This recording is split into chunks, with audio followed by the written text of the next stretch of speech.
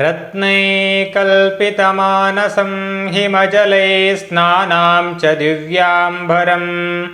नानारत्नविभूषितं मृगमदामोदाङ्कितं चन्दनं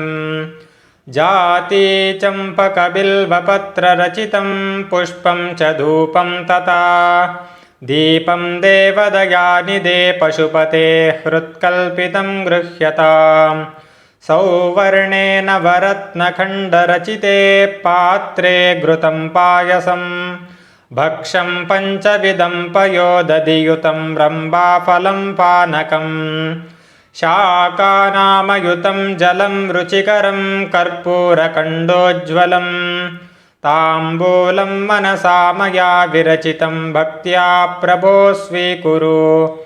छत्रं चामरयोर्युगं व्यजनकं चादर्शकं निर्मलं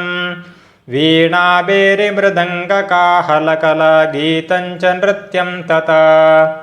साष्टाङ्गं प्रणतिस्तुतिर्बहुविधा हेतत्समस्तं मया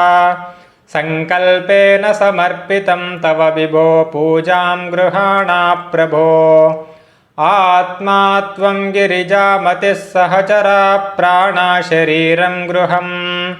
पूजा ते विषयोपभोगरचना निद्रा समाधिस्थितिः सञ्चारः पदयो प्रदक्षिणविधिः स्तोत्राणि सर्वाङ्गिरो यद्यत्कर्म करोमि तत्तदखिलं शम्भो तवाराधनम् करचरणकृतं वा कायजं कर्मजं वा श्रवणनयनजं वा मानसं वापराधं वीतमविहितं वा सर्वमेतत्क्षमस्व जय जय करुणाब्धे श्रीमहादेव शम्भो श्रीमहादेव शम्भो